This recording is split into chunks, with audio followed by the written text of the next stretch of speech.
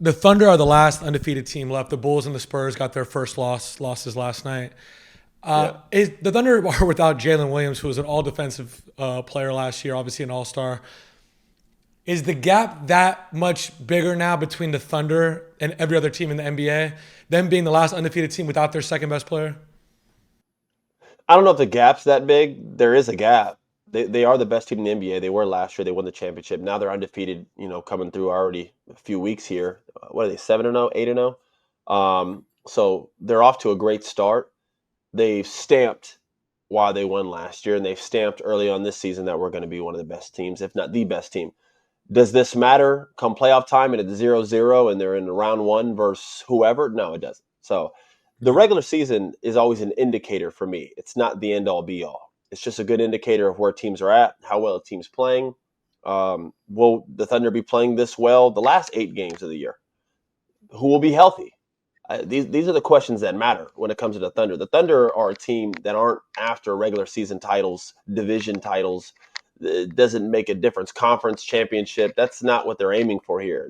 Their only goal for them would be to run it back, especially after going to the mountaintop, seeing what that's like, holding the trophy. There's nothing else that matters to a Thunder fan or anybody in the OKC organization other than winning a championship. So them being 8-0 is just a good validation of who they are as a team, that they're coming back. Guys are accepting roles. It's hard to win back-to-back titles. You win, and then guys come back, and everyone's feeling themselves, and guys have got new contracts, and now, new roles are talked about, and guys change. Some guys get a ring, like, all right, it's time to do me. This is the mindset of some players. So it's always hard to repeat, not to mention every time you play another team, you're getting their best effort. If you're playing the champs, or if the champs are in town, you're giving them everything you got. So it's a lot to repeat. That's why it hasn't been done that many times recently. In the past 7-8 years, it's been a new team that wins every single year. So this is the challenge that they have. But they are the best team in the NBA, Pausha. They're the best team in the NBA. But yeah. Like you alluded to, teams that usually win, like the Celtics last year, the regular season means less. People sit out more. The tricky thing about the Thunder is they're so young that they're just not doing that. Like this year, they're coming back and, for example, yesterday they played a winless Pelicans team on a Sunday, and I'm like, maybe they don't get up for this game. They win by 30 and Shea has 30, and I'm like, maybe they're just that kind of team because they're so young and gifted that they don't, in the way they play with Case and Wallace and all these guys, Alex Caruso playing so hard, that they're not going to they're going to win 70 games this year again and just take the regular season that serious, And it's just crazy that they're doing it without Jalen Williams. They're deep. They're deep. They got a very deep team. They have multiple assets. They have guys that are tradable. They have defender on top of defender on top of defender, wing on top of wing. You have the best guard in the NBA on your team. You have one of the best rim protectors on your team. And then in terms of putting together a solid 3 or 4 man list of 3-and-D guys, I don't think there's another team in the league that has more capable defenders in this team. So they're like strongest at damn near every avenue here. They have depth, they have defense, they have the best guard in the NBA, they have one of the best rim protectors in the NBA, they have multiple playmakers, and they all buy in and play their role, and they all know who the best player in the team is. It's a lot of right with them. Very little wrong with OKC. So when we talk about repeating and teams that have the capability to go out there and dominate again, to where we're like looking for that next dynasty. Boston won, and we were all like, man, they're going to win 5 years in a row. Didn't happen. A lot's changed for Boston. They have a completely different team. This team kind of gives you a different feel. Feels like Sam Presti's got a little bit more stronger grip on this team in terms of longevity, contracts locked up. It's hard for me to see a team beating this team 4 times out of 7 games. Right. The only team I even think that could be remotely competitive to them, fully healthy, in a 7-game series, just due to how well he can manipulate a game. We just talked about that would be Nikola. He took that same team to 7 games last year with a much worse depleted Nuggets team. Now you add some of the guys and assets they've been able to add this summer, they're a different team. So that was kind of what I wanted to do with you next. Is I was going to name some teams, and you tell me if you actually think they're a contender for the championship, or maybe if I name an East team, they could win the East, or you could tell me if you don't believe in them at all. And we'll start with Denver. The Cam Johnson trade looks like it was loss for both teams. I don't know. I think the Nets lost a good piece in Cam Johnson, and the Nuggets look like. I mean, he just hasn't been shooting the ball well. I mean, I know it's early, but the Hasn't Nuggets for hasn't you are hasn't that team. hasn't shot the ball well.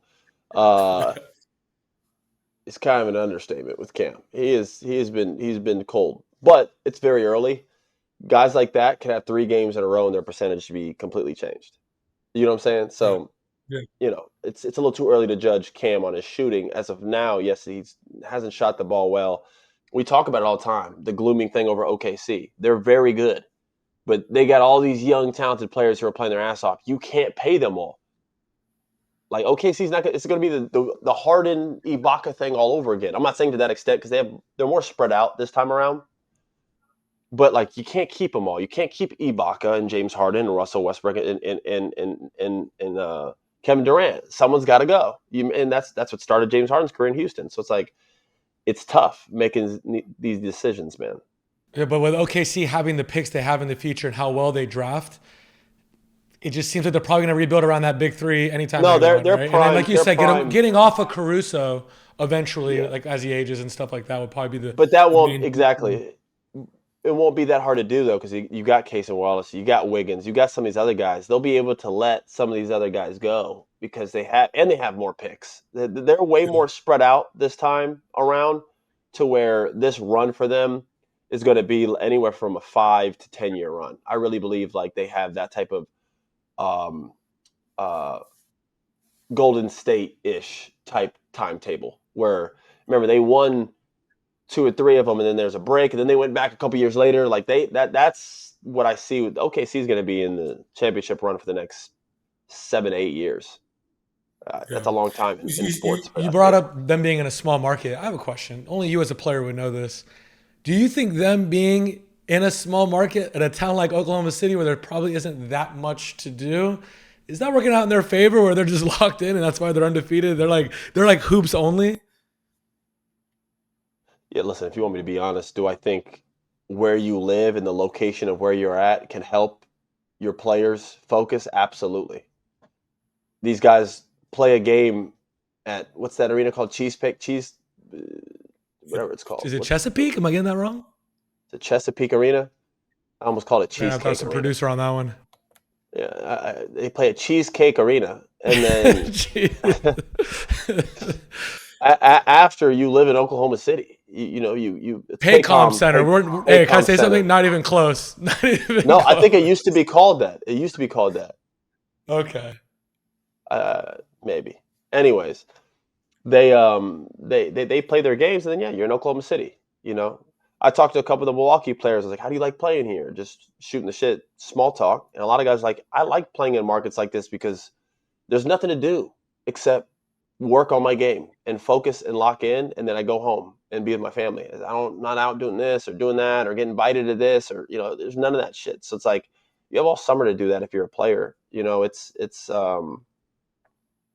It's refreshing, I think, for a lot of guys to just be able to focus.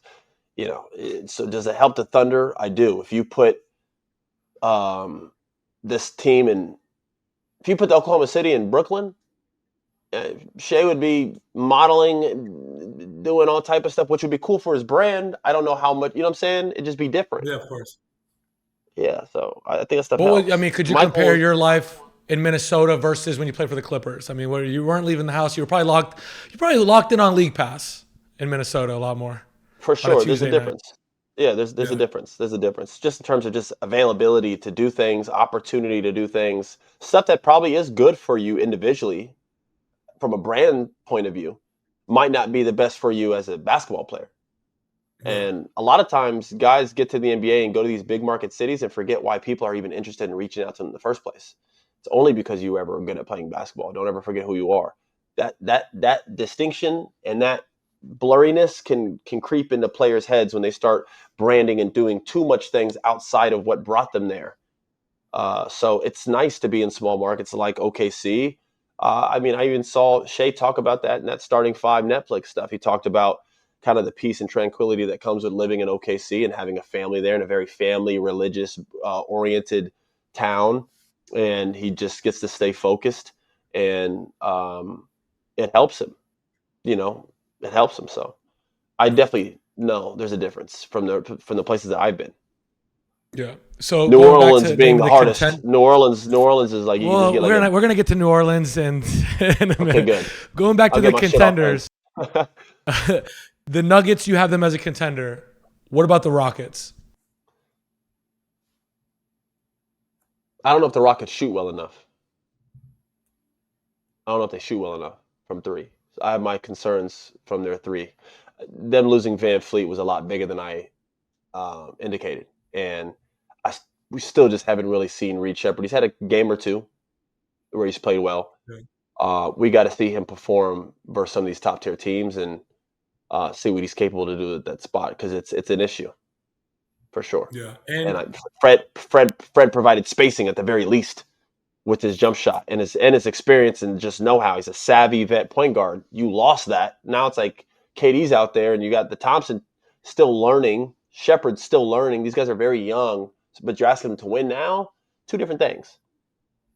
You know, it's two different things. Those usually don't go hand in hand until you get like a, you know, I don't know. It's just hard for a guy that young. So Shepard doesn't have the reps coming into it this year with 0 reps. Guy was a top 5 pick last year, didn't play. Now suddenly this guy goes down. You're the starting point guard, and they're asking you to do things that you're like, whoa, it's a big deal. I do think he'll settle in, but until I see that, and until I see this team shoot better, like guys like Torrey Easton, some of these guys who are there, Jabari, if they start shooting above 40 and spraying it from outside, then we can have a different conversation. But I look at teams like them and the Pistons, some of these teams that were competitive last year, still will be this year.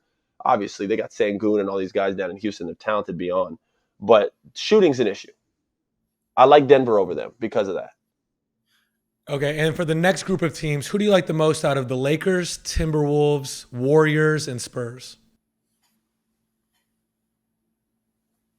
Lakers, Timberwolves, Warriors, or Spurs? Ah, man, it's a trick question because I love the Spurs right now. But in a playoff series, I don't know if they could beat Golden State just with how savvy Golden State is.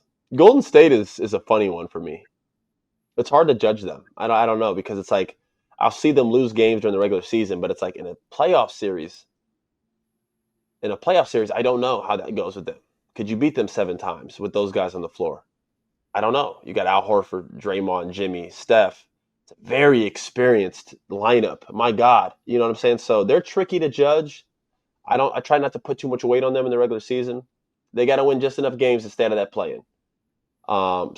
But right now, for regular season's purposes, to answer your question, the Spurs, they are lightning. They are just uh, so exciting to watch. They're explosive. They're talented. They defend.